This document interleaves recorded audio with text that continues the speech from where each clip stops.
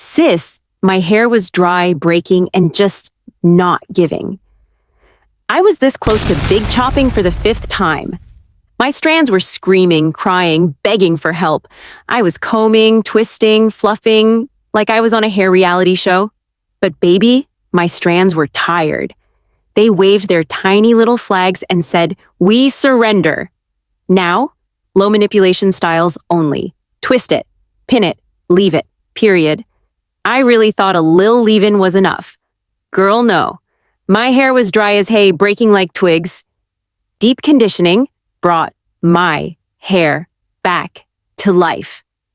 Juicy, software shiny, thriving. These shampoos were stripping my hair like paint remover.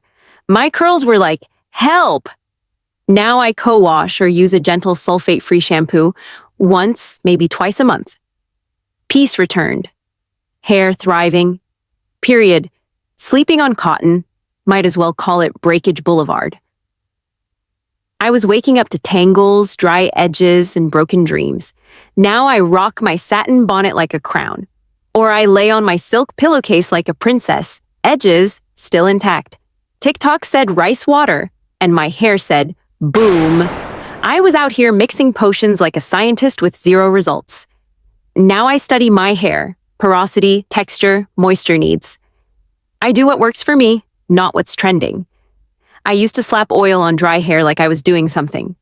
Sis, my strands were thirsty, not greasy. Now, I mist, I moisturize. Then I seal with oil. Moisture, oil, juicy curls. Chef's kiss. Once I stopped fighting my hair and actually listened to it, whoo, she bloomed. She flourished. She said, "Thank you, sis." Which of these habits are you quitting today? Drop it in the comments and hit that subscribe for more real hair talk. No fluff. All facts. Subscribe for healthy hair magic. You know the vibes.